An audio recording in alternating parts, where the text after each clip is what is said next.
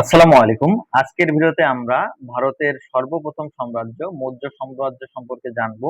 এবং আপনি যদি আমার এই ভিডিওটা দেখেন, আপনি হচ্ছে মৌর্য সাম্রাজ্যের ইতিহাস সম্পর্কে যেমন জানতে পারবেন, এবং আপনি যদি চাকরি প্রার্থী হয়ে থাকেন তাহলে আপনার বিভিন্ন চাকরি পরীক্ষায় এই ইনফরমেশন গুলো আপনার খুব কাজে দেবে।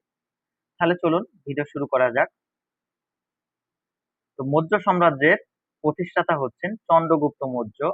এবং মৌর্য সাম্রাজ্য বর্তমান বিহার রাজ্যের যে পাটনা অঞ্চল, এই অঞ্চলে ছিল, এবং তৎকালীন ওই অঞ্চলটা হচ্ছে মগধ নামে পরিচিত ছিল। এবং এই মগধে রাজত্ব করতে হচ্ছে নন্দ বংশের রাজারা। তো সাম্রাজ্যের শেষের দিকে নন্দ বংশে যখন হচ্ছে দুর্বল হয়ে যায়, তখন এই চন্দ্রগুপ্ত মৌর্য চাণক্য নামক একজন ব্যক্তির সহায়তায় খ্রিস্টপূর্বাব্দ 322-এ নন্দ বংশের পতন ঘটান এবং মৌর্য সাম্রাজ্যের হচ্ছে সূচনা করেন। তো এই চন্দ্রগুপ্ত মৌর্যের রাজধানী হচ্ছে পাটালিপুত্র, অর্থাৎ মৌর্য সাম্রাজ্যের রাজধানী হচ্ছে পাটালিপুত্র। তো চন্দ্রগুপ্ত মৌর্যের প্রধান কৃতিত্ব হচ্ছে গ্রিক বীর বা আলেকজান্ডারের প্রধান সেনাপতি সেলেউকাসকে তিনি হচ্ছে পরাজিত করেন, এবং এই অঞ্চল থেকে আলেকজান্ডারকে হচ্ছে তিনি বিতাড়িত করেন। এবং এছাড়া যে মৌর্য সাম্রাজ্য, এই মৌর্য সাম্রাজ্যকে উত্তর ভারত পর্যন্ত হচ্ছে তিনি হচ্ছে বিস্তৃত করেন। তো এই চন্দ্রগুপ্ত মৌর্যের শাসন আমলে একজন গুরুত্বপূর্ণ ব্যক্তি তিনি হচ্ছেন চাণক্য। তো পরীক্ষায় এরকম আসে যে চাণক্য কে ছিলেন। তো চাণক্য ছিলেন হচ্ছে চন্দ্রগুপ্ত মৌর্যের প্রধানমন্ত্রী। চাণক্য ছিলেন চন্দ্রগুপ্ত মৌর্যের প্রধানমন্ত্রী। তো চাণক্য কৌটিল্য এবং বিষ্ণুগুপ্ত এই ছদ্মনাম হচ্ছে তিনি হচ্ছে ব্যবহার করতেন। তো এই ধরনের হচ্ছে কোশ্চেন আছে যে চাণক্যের হচ্ছে ছদ্মনাম কি, বা কৌটিল্য কে ছিলেন, বা বিষ্ণুগুপ্ত, এই তিনজনে কিন্তু হচ্ছে একই ব্যক্তি, অর্থাৎ চাণক্য, কৌটিল্য, বিষ্ণুগুপ্ত তিনি হচ্ছে একই ব্যক্তি। তো এই চাণক্য মানে গুরুত্বপূর্ণ এই জন্য, এই যে যে তিনি একটা গ্রন্থ লিখছেন, সেই গ্রন্থের নাম হচ্ছে অর্থশাস্ত্র। এটা বারবার কিন্তু চাকরি পরীক্ষা আসে যে অর্থশাস্ত্র কে লিখছে। এবং এই অর্থশাস্ত্র কিন্তু আসলে কোনো ইকোনমিক বা অর্থনৈতিক কোনো গ্রন্থ না। তো এটা মূলত হচ্ছে রাষ্ট্রবিজ্ঞান বিষয়ক গ্রন্থ। তো এই যে অর্থশাস্ত্র, এখানে আলোচনা করা হয়েছে যে রাষ্ট্র শাসন কিভাবে করা হয়, এবং কূটনীতিক বিষয়, রাষ্ট্র শাসন এবং কূটনীতিক বিষয় এই অর্থশাস্ত্র হচ্ছে আলোচনা করা হয়েছে। তো এই চন্দ্রগুপ্ত মৌর্যের পরে মৌর্য সাম্রাজ্যের শাসন ক্ষমতায় আসেন হচ্ছে বিন্দুসার। তিনি খ্রিস্টপূর্বাব্দ 297 থেকে 273 খ্রিস্টপূর্বাব্দ মৌর্য বংশের শাসন আমলে তিনি শাসন করেন।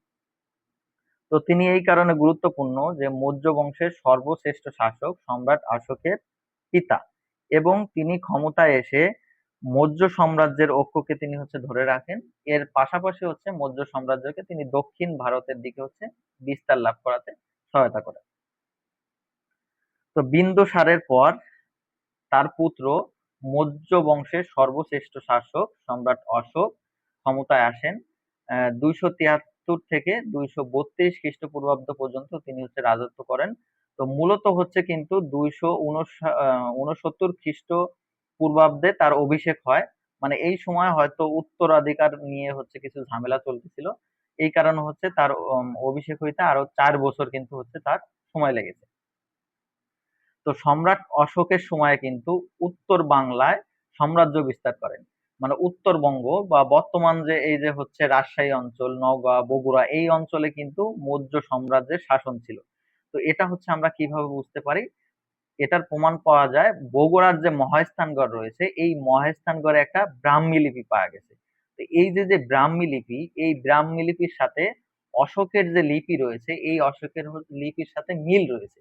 তো এই জন্য ধারণা করা হয় যে মৌর্য সাম্রাজ্য এই উত্তর বাংলা হচ্ছে বিস্তার লাভ করছে। তো এখানে আরো একটা গুরুত্বপূর্ণ বিষয় হচ্ছে এই মৌর্য সাম্রাজ্যের আমলে উত্তর বাংলা কিন্তু পুণ্ড্রবর্ধন নামে পরিচিত ছিল, পুণ্ড্রবর্ধন নামে পরিচিত ছিল। এবং এই অঞ্চলের রাজধানীর নাম ছিল হচ্ছে পুণ্ডনগর। এই অঞ্চলের রাজধানীর নাম ছিল পুণ্ডনগর। তো এইটা হচ্ছে বারবার চাকরি পরীক্ষা আসে, আপনারা মনে রাখবেন যে এই উত্তরবঙ্গ তখন হচ্ছে পুণ্ড্রবর্ধন নামে পরিচিত ছিল এবং রাজধানী ছিল পুণ্ডনগর। ওকে। তো এই সম্রাট অশোকের শাসন আমলে সবচেয়ে গুরুত্বপূর্ণ একটা ঘটনা, সেটা হচ্ছে কলিঙ্গের যুদ্ধ। তো দক্ষিণ ভারতের একটা রাজ্য ছিল তৎকালীন হচ্ছে কলিঙ্গ নামে।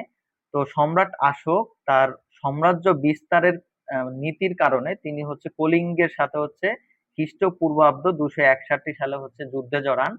তো এই যুদ্ধে প্রায় 1 লাখ মানুষ মারা যায়। তো এই 1 লাখ মানুষ মারা যাওয়ার কারণে মানে তার শাসন নীতিতে একটা বড় ধরনের হচ্ছে পরিবর্তন আসে। তো তিনি হচ্ছে তার কলিঙ্গ যুদ্ধের পূর্বে যে সামরিক নীতি ছিল বা যুদ্ধ নীতি ছিল বা যুদ্ধের মাধ্যমে সাম্রাজ্য বিস্তার নীতি ছিল, তো সেটাকে তিনি হচ্ছে পরিহার করেন। পরিহার করে তিনি হচ্ছে বৌদ্ধ ধর্ম গ্রহণ করেন এবং অহিংস নীতিকে তিনি হচ্ছে গ্রহণ করেন। এবং এই বৌদ্ধ ধর্মকে তিনি হচ্ছে রাষ্ট্র ধর্মের স্বীকৃতি দেন এবং বৌদ্ধ ধর্ম ভারত এবং ভারতের বাইরে যাতে হচ্ছে ছড়িয়ে যেতে পারে, এক্ষেত্রে সম্রাট অশোক কিন্তু এই বৌদ্ধ ধর্মের পৃষ্ঠপোষকতা করেন।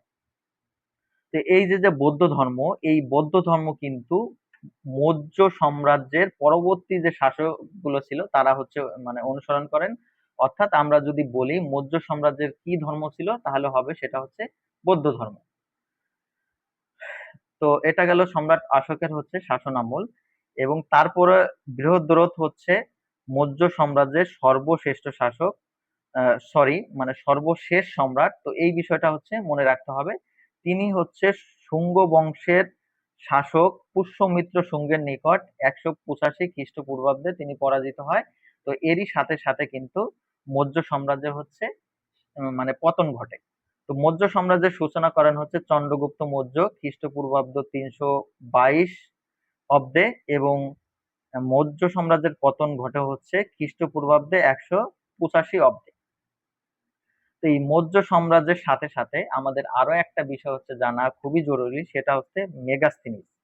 তো এই মেগাস্থিনিস হচ্ছে কে ছিলেন? তিনি হচ্ছে গ্রিক বীর সেলিউকাসের যে দূত হিসেবে তিনি চন্দ্রগুপ্ত মৌর্যের নিকট আসেন। তো এই এই ধরনের কোশ্চেন আছে যে মেগাস্থিনিস হচ্ছে কার সময় ভারতবর্ষে আসেন? তিনি হচ্ছে চন্দ্রগুপ্ত মৌর্যের সময় মেগাস্থিনিস ভারতবর্ষে আসেন।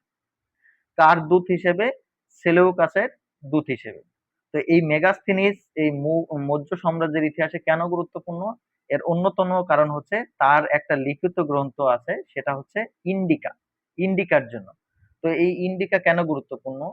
তো এর কারণ হচ্ছে এই মৌর্য সাম্রাজ্যের সময় এই সময়কার সমাজ ব্যবস্থা, এই সময়কার প্রশাসন ব্যবস্থা, এই সময়কার অর্থনীতি, সংস্কৃতি এবং সামগ্রিক বিষয় জানার জন্য এই ইন্ডিকা গ্রন্থের উপর নির্ভরশীল। কারণ ওই সময়ে আর কোনো লিখিত গ্রন্থ বা অন্য কোনো সূত্র নাই যে আমরা মৌর্য সাম্রাজ্য সম্পর্কে হচ্ছে জানতে পারি। তো এই জন্য হচ্ছে ইন্ডিকা গ্রন্থ মৌর্য সাম্রাজ্যের ইতিহাস জানার জন্য খুবই গুরুত্বপূর্ণ। একই সাথে মেগাস্থেনিসও খুবই গুরুত্বপূর্ণ। তো এটাই ছিল মূলত আজকের ভিডিও। আমি আশা করছি আপনারা আমার এই ভিডিও দেখে মৌর্য সাম্রাজ্যের ইতিহাস সম্পর্কে জানতে পারলেন এবং একই সাথে আপনি যদি চাকরি প্রার্থী হন তাহলে এই যে ইনফরমেশন গুলো, এই ইনফরমেশন গুলো হচ্ছে আপনার অনেক বেশি কাজে দেবে। তো এই ধরনের ধারাবাহিক ভিডিও পেতে আমার চ্যানেল এবং আমার যে ফেসবুক পেজটা রয়েছে এগুলো হচ্ছে আপনারা ফলো করে দিবেন। আমি প্রাচীন বাংলা থেকে একদম আধুনিক যুগ পর্যন্ত মানে ধাপে ধাপে সমস্ত ভিডিও কিন্তু আপনাদেরকে দিয়ে দিব। তো আজ এ পর্যন্তই। দেখা হচ্ছে নতুন কোনো ভিডিও নিয়ে। সবাই ভালো থাকবেন।